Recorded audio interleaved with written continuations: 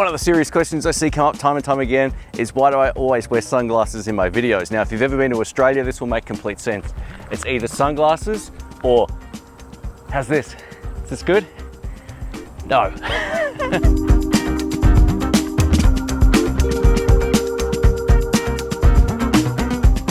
Welcome back, folks. This is Shane. In today's video, we're checking out the Sony E 15mm F1.4 prime lens for APS-C systems. So if you've got a Sony FX30, a ZV-E10, this video is for you. Just a quick disclaimer before we get going, this video is not sponsored, so if it's helpful, please leave a thumbs up. I purchased this lens and my Sony FX30. Being that I shoot video first and foremost, this will be a video-centric review of this 15mm F1.4 paired with my Sony FX30. If you're into video, you've come to the right place. Let's get into it. Let's kick things off by talking about the 3 reasons why I purchased this lens. First up, the field of view is awesome. It's wider than your typical 24mm equivalent lens.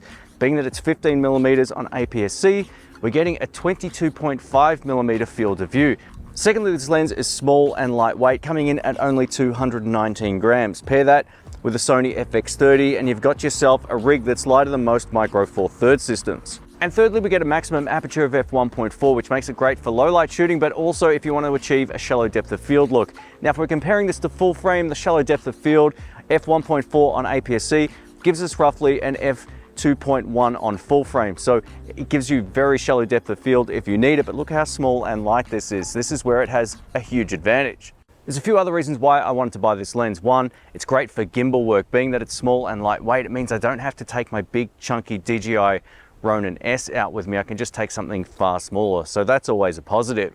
Secondly, 15mm is a perfect focal length for establishing shots out in the field like I'm doing today, or if you plan on shooting a short film and you need that obligatory horror movie house shot at the start of every movie. That's where this comes in. If you plan on doing any type of vlogging, 15mm is nice and comfortable without having to have your arm extended or even use a tripod as an extension. So you can use it like this. I'm not that tall and I can use it with a bent arm, which makes it far more comfortable. We're going to break the autofocus section into 3 particular categories, the first of which will be product showcase. This first test will be handy if you plan on doing an unboxing channel or product showcase where you want to hold something up in front of your face. So this will test how long it takes to acquire focus and then reacquire focus on my eye.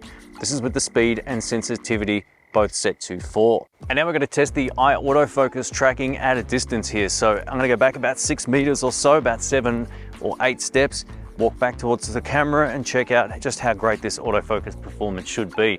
Being that I've got an FX30 and a brand new lens, the autofocus performance should hopefully be pretty good. I'm just going to cover up my face, see if it goes to my hands. Yep. Back to my eye. Yep. This all looks pretty good.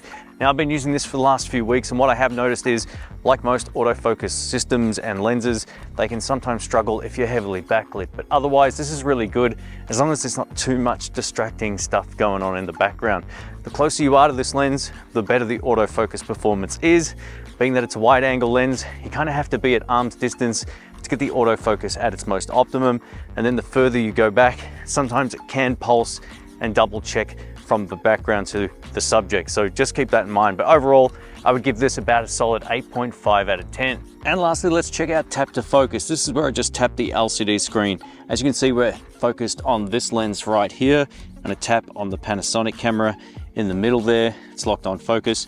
The background, back to the Sony lens, back to the background, back to the S5 Mark II, and back to the foreground. How great is that? Take a look at the difference between this 15mm f1.4 APS-C lens up against as close of an equivalent as I own, this 24mm f1.4 G Master.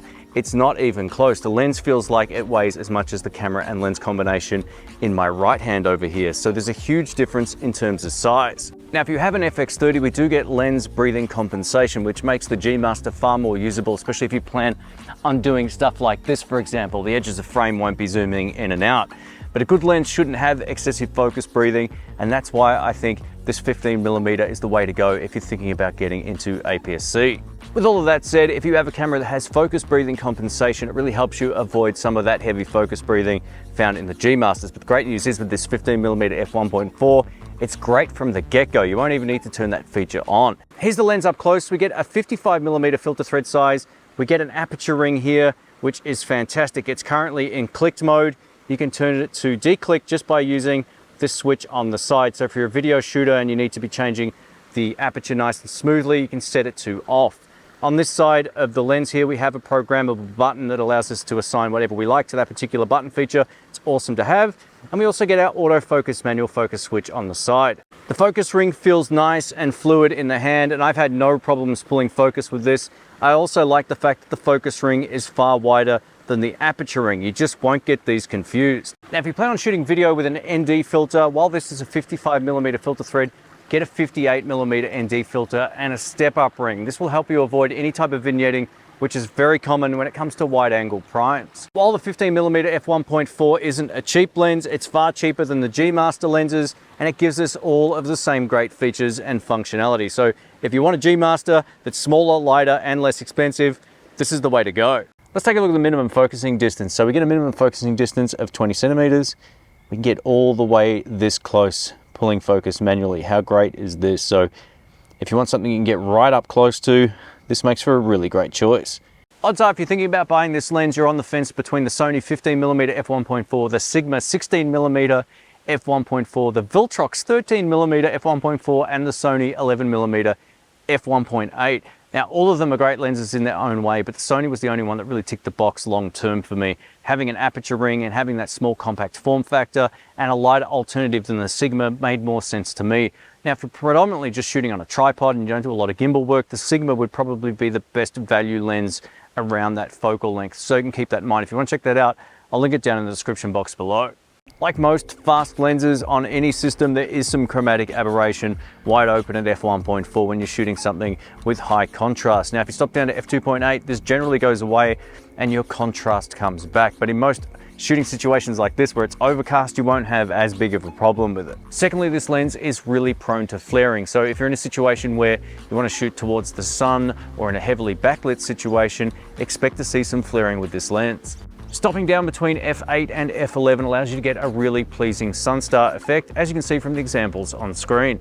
At the end of the day, this lens is fun to use. It's small, it's compact, it's lightweight, and it will make for an awesome travel lens. If you're still on the fence between this and the Sigma, it all comes down to the lens features. If you can live without all the buttons and dials and the aperture ring, then the Sigma will be the way to go. But if you're like me and you love those features, then save up and get this one right here. If you want to check it out, I'll link it down below. Thanks for watching.